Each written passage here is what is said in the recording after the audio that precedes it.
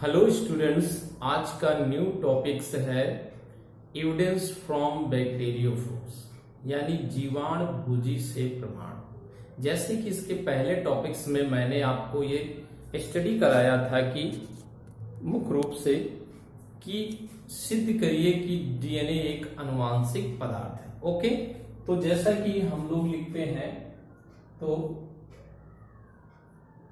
Evidence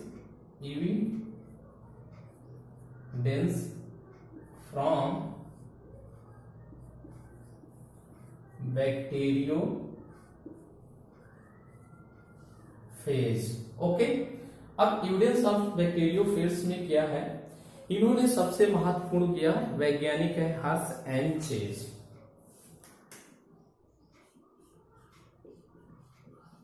Hershey's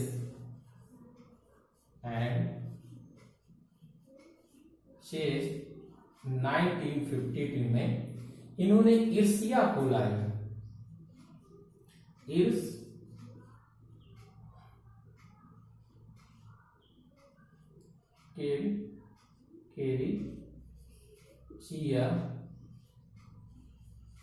coli नामक bacteria में इन्होंने प्रयोग किया।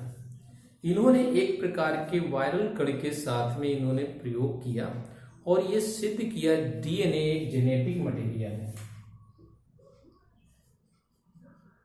डीएनए एक जेनेटिक मटेरियल है, जेनेटिक्स मटेरियल है।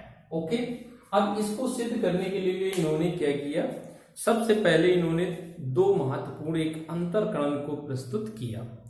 इन्होंने सबसे पहले एक महत्वपूर्ण कार्य किया जिसमें एक प्रकार के फेक कण को सल्फर बैक्टीरिया में संवर्धित किया और दूसरे प्रकार के फेक कण को फास्फोरस रेडियोएक्टिव में संवर्धित किया।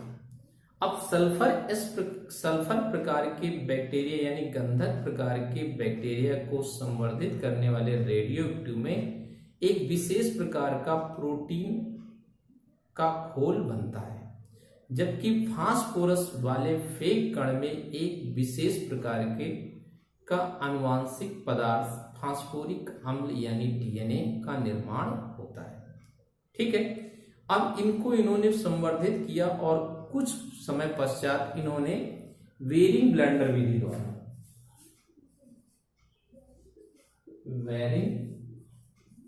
ब्लेंडरिंग मेथड द्वारा इसको खूब मथा। मथने के पश्चात देखा जो एस प्रकार के सल्फर प्रकार के रेडियोएक्टिव संवर्धित थे उनमें एक प्रकार का प्रोटीन घोल तैयार हुआ।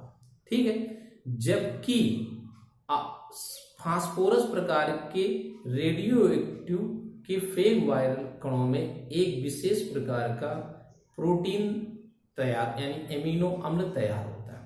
अब इन्होंने क्या किया, इस प्रकार के फेक कणों को एक रेडियोएक्टिव यानी जीवाणु के अंदर इन्वॉल्व किया जो फेक कण होते हैं।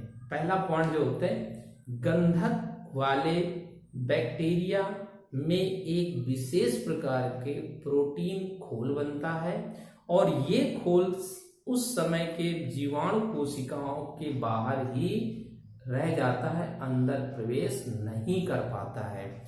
इस कारण ये अवशेष के रूप में उपस्थित रहता है, जबकि फास्फोरस प्रकार के रेडियोएक्टिव फेक वायरल कणों में ये एक डीएनए में पाए जाने वाला आनुवांशिक पदार्थ होता है जो न्यूक्लिक अम्ल के रूप में भाग लेता है, जो इसे पारगृत कर देता है। ये लक्षण उनकी संतानों में पहुंचता जाता है। इसी से सिद्ध होता है डीएनए एक आनुवांशिक पदार्थ है। ओके, ये तो महत्वपूर्ण बात ये होती। अब आता है डीएनए आनुवांशिक पदार्थ है, इसके दो भाग होते हैं। डीएनए को सभी जीवित कोशिकाओं में एक आनुवांशिक पदार्थ होता है जिसे डीएनए कहते हैं। ये जीवाणुभोजी तथा कुछ वायरसों में पाए जाते हैं, जबकि पादप तथा अन्य में आरएनए एक आनुवांशिक पदार्थ के रूप में उपस्थित होता है। ओके, अब डीएनए से ही इसमें आरएनए यानी दूसरा एक आरएनए होता है। इन दोनों का नाम होता है, डीएनए को डीऑक्सीराइबोन्यूक्लिक अम्ल कहते हैं, आरएनए को राइबोन्यूक्लिक अम्ल कहते हैं। अब कोशिकाओं में आता है, कोशिकाओं में डीएनए की स्थिति कैसी होती है। तो नेक्स्ट क्वेश्चन आता है, कोशिकाओं में डीएनए की स्थिति। ओके स्टूडेंट, देखिए कोशिकाओं में डीएनए की स्थिति। फर्स्ट पॉइंट में कोशिकाओं की डीएनए में स्थिति क्या होती है, इसमें दो प्रकार की कोशिकाएं होती हैं,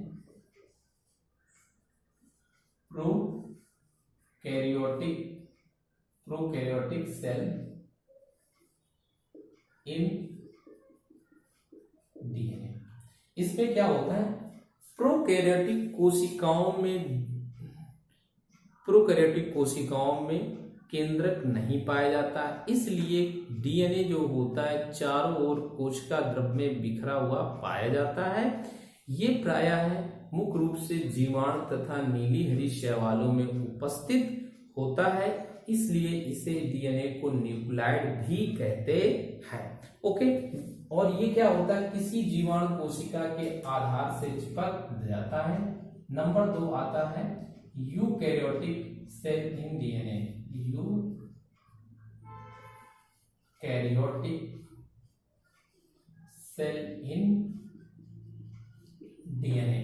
अब क्वेश्चन आता है यूकैरियोटिक कोशिकाओं, सभी प्रकार की यूकैरियोटिक कोशिकाओं में डीएनए मुख्य रूप से पाया जाता है। ये कोशिकाओं के केंद्रक भाग में उपस्थित होता है और ये मुख्य रूप से सभी तंतुओं के भाग माइटोकॉन्ड्रिया तथा प्लास्टिड में भी पाया जाता है, जो कोशिका विभाजन के समय उपस्थित रहता है। ये डीएनए न्यूक्लियर भाग में, केंद्रकीय भाग में उपस्थित होता है तथा इसके बाह्य भाग में उपस्थित होने पर डीएनए का बाह्य डीएनए भाग कहलाता है।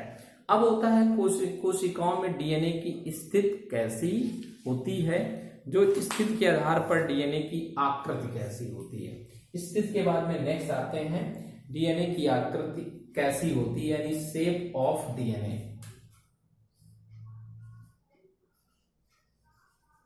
Shapes of DNA, shapes of DNA में दे रखा है, कोशिकाओं में एक डीएनए आनुवांशिक पदार्थ के रूप में पाया जाता है, जिसकी आकृति के अनुसार ये दो प्रकार के होते हैं। नंबर 1 पॉइंट जो 2 टाइप्स के होते हैं। फर्स्ट टाइप ऑफ द रेखाकार, जिसे लाइनियर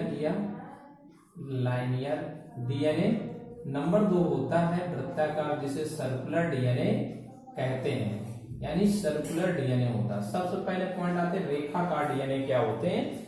ये सभी रेखाकार डीएनए ये सभी यूकैरियोटिक कोशिकाओं में पाए जाने वाले डीएनए होते हैं। ओके, जिनमें प्रायः ये डीएनए जो होता है एक रेखा की सीधी कार में उपस्थित होता है। इसी केंद्रीय भाग को हम डीएनए भाग कहते हैं।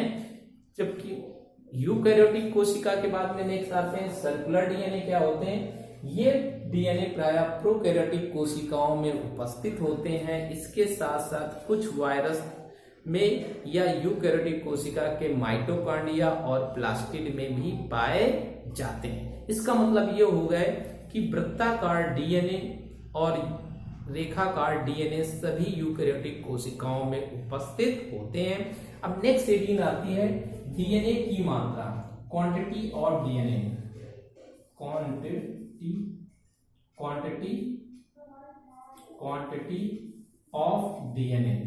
ओके, क्वांटिटी ऑफ डीएनए क्या होता है कि एक जीव जाति में पाए जाने वाले डीएनए की मात्रा 10⁶ से लेकर 10⁹ होती है। 10⁶ से लेकर 10⁹ के मात्रा में उपस्थित होती है। ये सभी यूकैरियोटिक कोशिकाओं के या एक जाति की कोशिकाओं में बिल्कुल निश्चित रूप से पाई जाती है, क्योंकि डीएनए एक बृहद मॉलिक्यूल होता है जो छोटे छोटे एक लकों से मिलकर बने वलय से मिलकर एक पॉलीपेप्टाइड श्रृंखला का निर्माण करता है। ई कोलाई नामक बैक्टीरिया में जब हम अध्ययन करते हैं तो इसमें भिन्न प्रकार के डीएनए के रूप में उपस्थित होते हैं और इस प्रकार के बैक्टीरिया डीएनए में प्रायः उपस्थित होते हैं। जैसे मानव में पाए जाने वाले गुणसूत्रों में डीएनए 46 डीएनए के रूप में उपस्थित होते हैं, जो इसके डीएनए के रूप में